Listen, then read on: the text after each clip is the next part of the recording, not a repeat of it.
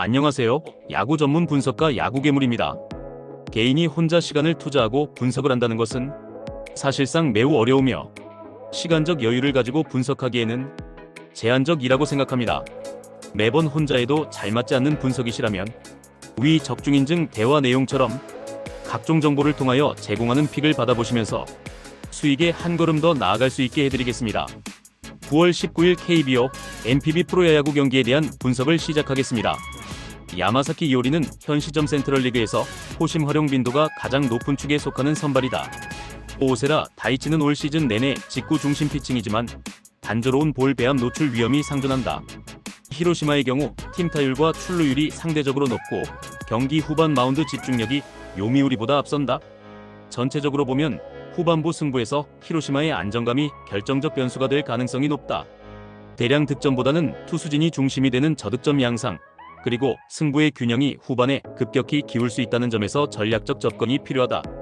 야나기 유야가 마운드에 오르면 경기 초반 직구와 커터 체인지업 조합으로 정교한 투구를 펼친다. 이오시무라 코지로의 피칭은 140kmh 중후반의 직구를 기본으로 슬라이더와 커터, 스플리터까지 다양한 변화구를 구사하는 점이 두드러진다. 두 팀 모두 불펜 등판 간격과 체력 부담을 안고 있지만 초반 운영 안정성에서는 주니치가 한 발 앞선다. 결국 한 번의 집중타나 실책이 전체 경기의 판도를 결정질 공산이 크다. 승부는 6이닝 이후, 즉 불펜 운영과 선발 체력 관리에서 갈릴 것으로 보이며 주니치가 조금 더 유리한 고지를 점하고 있다. 저득점 양상 속에 안정적인 경기 운영을 보일 팀 쪽에 힘이 실린다. 하야카와 타이키의 빠른 템포 피칭은 올 시즌 들어 일본 프로야구 투수진 중에서도 확실한 신선함을 선사한다. 잭슨은 포심과 스플리터라는 양날의 검을 내세운다. 올 시즌 들어 스플리터 의존도가 무려 45%에 달하는데 13이닝은 이 조합이 위력적으로 통한다. 불펜 소모와 등판 밸런스 면에서도 한신이 확실히 우세하다. 저득점 경기가 유력하지만 중반 이후 한신의 집중력이 승부를 갈라놓을 것이다. 결론적으로 한신 승과 언더가 가장 합리적인 선택이며 특히 후반부에서의 마무리 능력 차이가 가장 뚜렷하게 드러날 수 있다. 모자 타츠키는 경기 초반부터 투구의 경직성이 뚜렷하다. 포심 평균 구속은 140kmh 초반에 머물고 슬라이더와 체인지업, 커브까지 4종 구질을 사용하지만 핵심 결정구의 힘이 떨어지는 점이 분명하다. 다카하시 코나는 묵직한 포심 평균 140kmh 중후반, 슬라이더, 스플리터를 기본축으로 잡는다. 경기 초반엔 힘으로 밀어붙이며 안정적으로 출발하는 듯 보이지만 카운트 싸움이 길어질수록 포심 의존도가 증가하고 슬라이더에 대한 신뢰가 낮아지면 볼카운터 분리로 내몰린다. 두 팀 모두 선발 투수들이 일찍 흔들릴 경우 불펜 투수들이 평소보다 긴 이닝을 소화해야 하고 연투와 피로 누적으로 후반 대량 실점까지 이어질 수 있다. 타격전 양상이 뚜렷하며 점수차가 크게 벌어질 가능성이 높다. 승부는 라쿠텐 쪽으로 조금 더 쏠리지만 전체적으로 오버 양상에 초점을 맞추는 것이 합리적이다. 고영표가 다시 한번 마운드에 오른다. 포심 자체는 제구가 정밀한 편이지만 평균 구속은 리그 상위권과는 거리가 있다.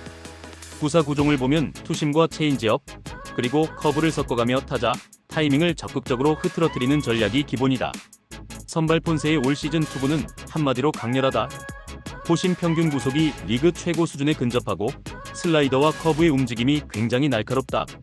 구종구사에서 가장 두드러지는 점은 초반부터 볼 카운트를 적극적으로 리드해가는 공격적 피칭이다.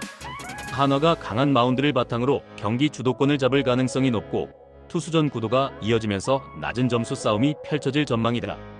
라일리가 최근 보여준 피칭은 확실히 업그레이드된 모습이다.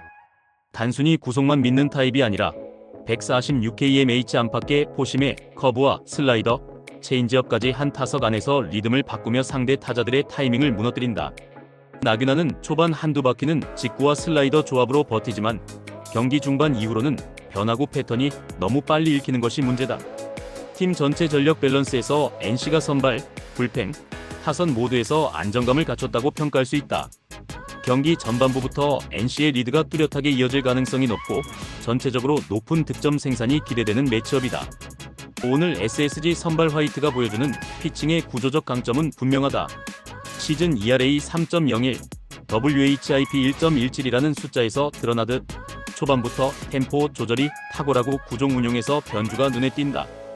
두산의 선발 최민석은 시즌 ERA 3.98, WHIP 1.29로 표면상 안정적이지만 실제 경기 흐름에서는 구종 운용의 한계가 확연히 노출된다. 포심 마이너스 슬라이더 투피치에 지나치게 의존하는 경향이 뚜렷하다.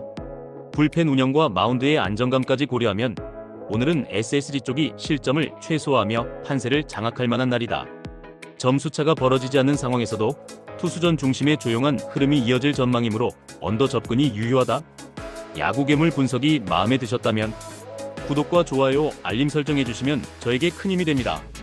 추가적인 조합픽과 다양한 경기에 대한 세부적인 분석과 결과가 궁금하신 분들은 영상 하단의 댓글창 꼭 확인 부탁드립니다.